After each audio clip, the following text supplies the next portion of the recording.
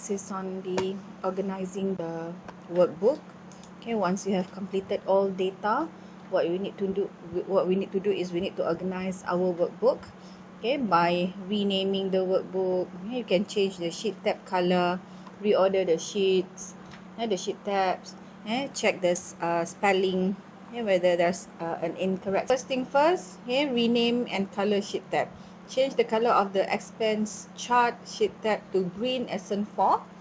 Okay, so here expense chart, right click,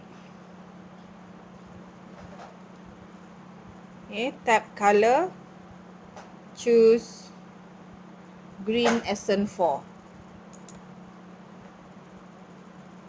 Green accent 4, double click the sheet tab label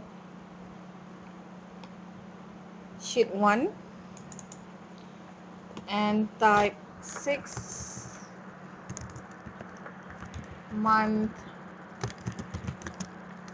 financial projection as the new sheet tab name, and then press enter key to enter the sheet tab new name.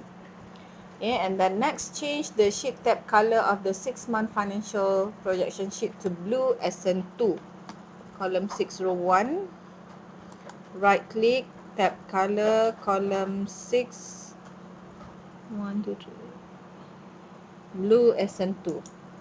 Okay, then to reorder the sheet tabs, drag the 6-month financial projection tab to the left so that it precedes the expense chart sheet tab to rearrange the sequence of the sheets. Okay, so just move it here, or you can move the other way. Alright. Okay, next is to check spelling in multiple sheets with the 6-month financial projection sheet active. Press Ctrl Home key to select A1. Hold down the Ctrl key and then click the expense chart tab to select both sheets. Okay, selected. Display the review tab and then click the spelling button. Okay, spelling.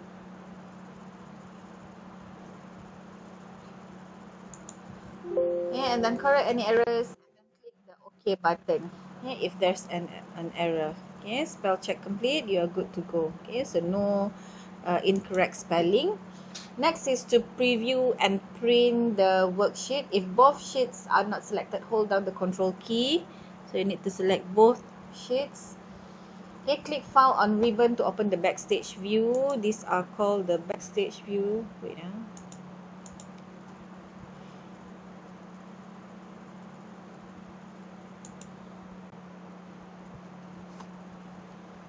Okay, this is called the backstage view. Click the print tab in the backstage view, print. Click portrait orientation button in the settings area, portrait orientation button, and then select landscape. Okay, so you can see all columns over here. Still not all. Okay, just wait. And then click the no scaling button in the scaling area, no scaling button, and then choose fit sheet on one page. Fit sheet on one page. Then you can see all columns. Okay, all columns and all rows. Then verify that the selected printer will print a hard copy. If necessary, click the printer. This is about printing, so I'll not show it here. Then just save the workbook once again.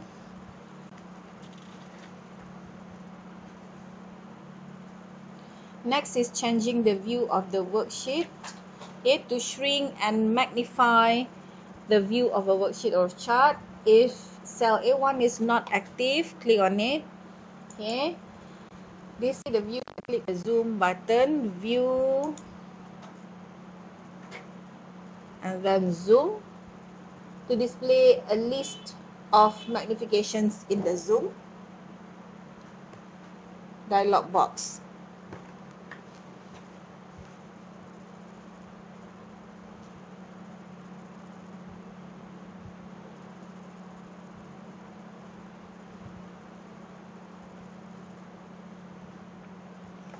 Okay, and then click 75%.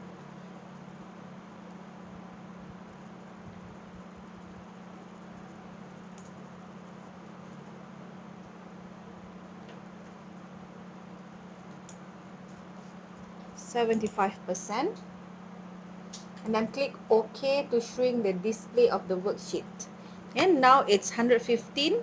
Yeah, you shrink it to 75%. So just click OK, and it becomes smaller than the earlier size. Okay, click the zoom out button on the status bar until the worksheet is displayed at 70%. Okay, zoom out. This is zoom in. Okay, zoom out. Okay, 70%. Okay, the number of columns and rows appearing on your screen may differ from figure 1772. Click the 100% button to display the worksheet at 100%. Okay, next is to split a window into panes. Select cell E8, E8. Okay, the intersection of the four proposed panes as the cell at which to split the window. If necessary, display the View tab. Okay, click the Split button on the View tab to divide the window into 4 panes. Split button. This split button. Okay, so we have divided the worksheet into these four panes. Okay, use the scroll arrows to show the 4 corners of the worksheet at the same time. Okay, so these four corners of the worksheet.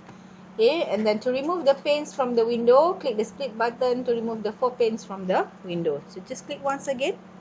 Okay, next is to freeze worksheet columns and rows. Okay, so I love this function in Excel actually, freezing. Freezing worksheet and worksheet columns and rows.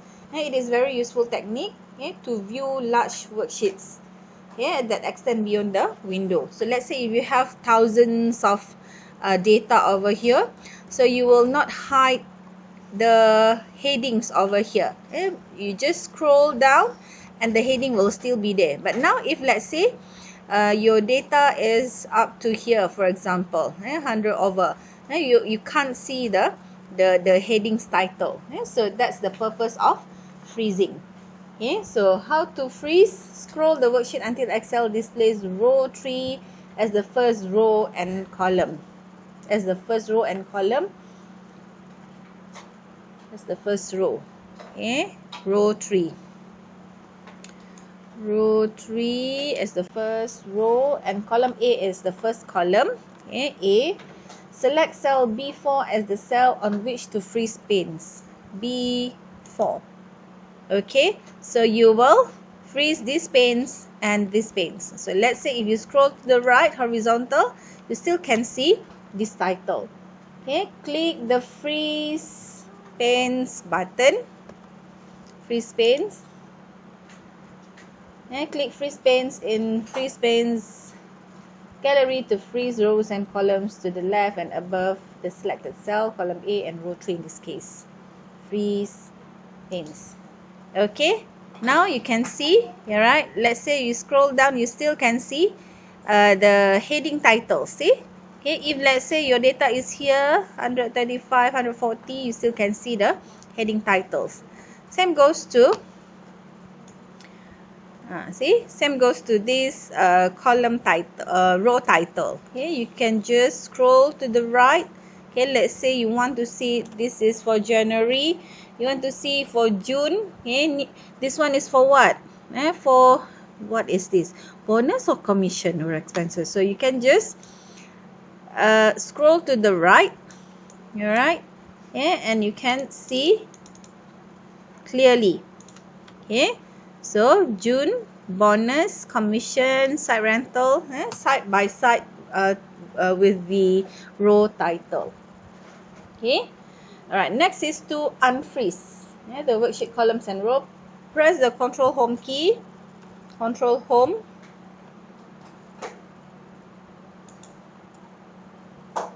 Okay, to select cell B4 and view the upper left corner of the screen. Click the freeze panes button to display the freeze panes gallery. Okay, and then click unfreeze. unfreeze panes. Okay? Unlock all rows and columns to scroll through the entire worksheet. Okay? So we want to unlock. Okay? Display the home tab. Okay? So now it has been unfreeze. So you can't see the headings title. Okay? Right, and then save the file. So we have done on this part. Next will be on what if analysis. Okay, what if analysis is the last section of this